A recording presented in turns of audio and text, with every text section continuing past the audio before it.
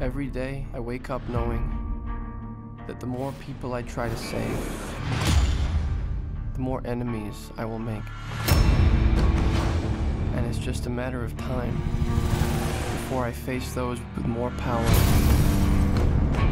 than I can overcome. Spider-Man 2 trailer. So let's talk about the Spider-Man 2 trailer. I saw it today for the first time. I thought Tobey Maguire looked good. Yeah, he does look good for Tobey Maguire. Yeah, and Dr. Octopus, I'm really looking forward to it. The Amazing Spider-Man 2, starring Andrew Garfield, Emma Stone, Jamie Foxx, and more. I watched the wrong trailer. So what do you think of this interpretation of Harry and Norman Osborn? It's a little bit different than what we were used to. Norman Osborn was infirmed in bed, right? Yes. Okay. And Harry Osborn looked pretty fucking shifty. He also didn't seem to be Peter's friend. No, they seem to be at odds. Which is a divergence. Usually he's portrayed as being Peter's lifelong friend, and through a series of circumstances, it does not go well for them, and you have this tale of friendship gone awry. But Harry doesn't seem to be Peter's friend at this point, and Norman has said, well, not everyone gets a happy ending. Right. Not happy ending to their story. And implying that he's spelling out disaster. We don't know if it's Norman or Harry. To me, there's only two explanations. One is Norman is infirmed because he was Green Goblin and he got his ass kicked. That little speedster he has probably smacked him in the head, right, as usual. Or he's too sick to be Green Goblin, so Harry picks it up right away and he's the first Green Goblin in this universe. I don't know which it is. I don't know what it's going to be. This whole series is kind of off book because Gwen Stacy's been alive for more than 5 minutes. Well, that brings me to my next point. A lot of fans have been speculating that this movie will include the death of Gwen Stacy, based on the comic, the night Gwen Stacy died.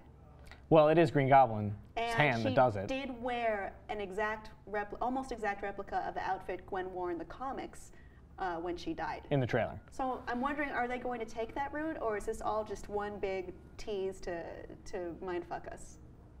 Oh, I mean, I'm sure that costume was intentional. And they did push Mary Jane out of this film to the third film. And unless you want the triangle, you've got to clean house before you introduce a new love interest. Gwen Stacy is important to Mary Jane because Mary Jane becomes more of a mature character after her death, a more realized character too. She's not only important to Peter, though I actually prefer Gwen to Mary Jane, so I would be sad to see her go. But then that's the effect it's supposed to be. I mean, the death of Gwen Stacy is very important in the comics. It was probably the first time that such a major character so close to the main character died in such an unexpected, fast way. You would think like, oh, the way she, she died of like her neck snapping when she was caught by the web from Peter. That was the best part, is that Green Goblin didn't kill her, but Peter did on accident. He felt enough, he was involved enough to feel responsible. Well, okay, this is not canon, but I've seen a physicist confirm that, yes, that much stopping that quickly would snap her neck. That's probably how she died. But that, like, catching a person or stopping them from falling happens in comics all the time. Constantly. Well, it turns out well. And in this time it didn't. And people were like, people were shocked. But he caught her. I don't understand. This event is thought by many people to be the end of the Silver Age when that happened. So it was a big deal. Okay. And it still is a big deal. And I'm wondering if that will be a major part of this movie. You've convinced me it is.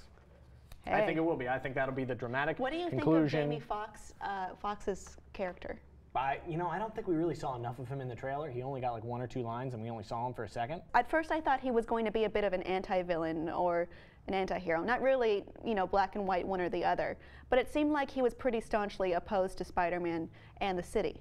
Yeah, we don't know whether he'll start out villainous and have to be stopped by Spider-Man, or start out like in an unfortunate accident and, messed in with the wrong crowd and walk.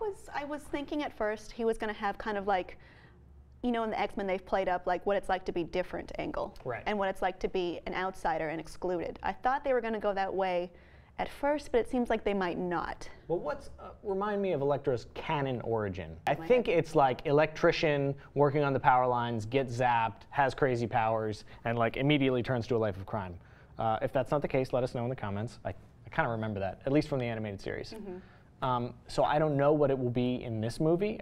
My guess is it'll be a little more complex than just that. Usually they make the stories more complex. Also with modern storytelling, it doesn't really work to just have a guy had an accident, he's evil now. Yeah. That doesn't make sense anymore. It doesn't play to modern audiences. So I'm sure they're going to make his story more complex. I don't know if Jamie Foxx would accept the role if it were that stupid.